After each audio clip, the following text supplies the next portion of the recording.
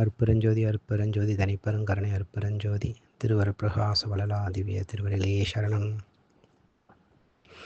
அகழ்வரி 11, 12 மற்றும் அதுக்குள்ள விளக்கம். உரைமனங் கடந்த ஒரு பெரு வெளிமேல் அரசு செய்து ஓங்கும் அருட்பெருஞ்சோதி. மனம், வாக்கு, காயம் ஆகிய மூன்றையும் திரிகரணம் என்பார்கள். தேகத்தை எந்த காரியமும் செய்யாமல் சும்மா வைத்திருக்கலாம். வாயினாலும் பேசாமல் சும்மா இருக்கலாம். ஆனால் மனதை சும்மா வைத்திருக்க முடியுமா? எப்போதும் எதையாவது நினைத்து கொண்டேதான் இருக்கும். நிதம் 80 கோடி நினைவுகள் ஏற்படுமாம். மனிதனாலே மந்திரங்களை, அதாவது நமச்சிவாய, சிவசிவ, சரவணபவ என்று உச்சாடனம் செய்வதற்கு ஜபம் என்று பெயர்.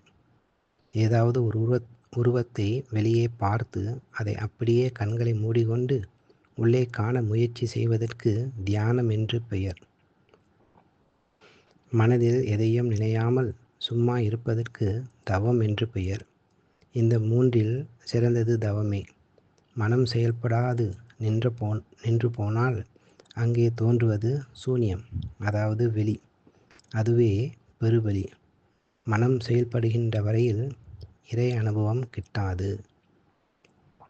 மனதின் செயல்பாடு அற்றவுடன் ஏற்படுகின்ற மௌன வெளியில் தன்னரசு செலுத்தி ஓங்கி நிற்கின்ற அருட்பெருஞ்சோதி.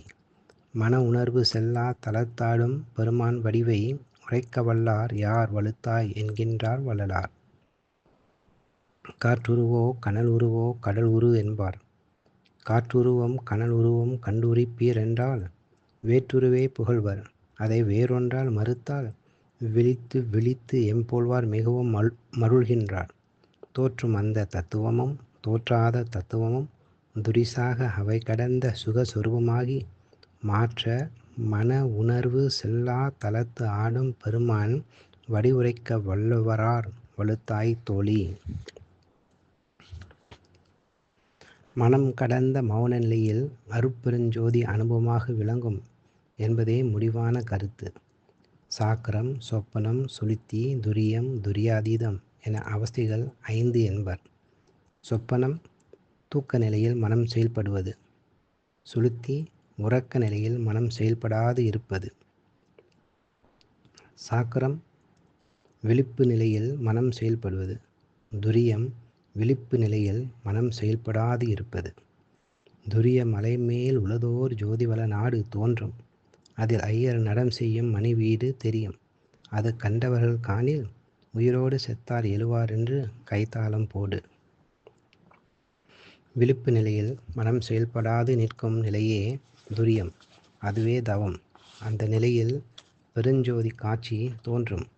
இதே அனுபவத்தை தான் மனங்கடந்த பெருவெளி மேல் அரசு செய்தோங்கும் அருட்பெருஞ்சோதி என்கின்றார்.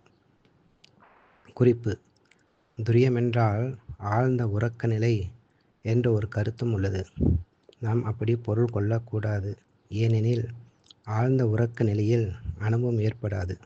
ஆகவே துரியம் என்பது விழிப்பு நிலையில் மனம் செயல்படாது இருப்பது. இதுவே தூங்காத தூக்கம் என்பார்கள். தூங்காத தூக்கத்தில் தூக்கிய பாதமென்றும் துரியத்தில் ஊன்றிய பாதமென்றும் பெருமான் பாடுவார்கள். இன்னொரு குறிப்பு: பெருவெளி என்பது புறத்திலும் உள்ளது, அகத்திலும் உள்ளது. இந்த வரிக்கு அகத்தே கொள்வதுதான் சரி. மனம் செயல்படாத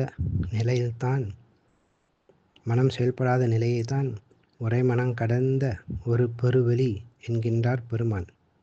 இந்த 2 வரிகளும் மிக முக்கியமான வரிகள்.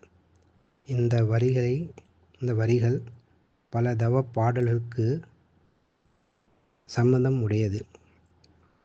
நன்றி.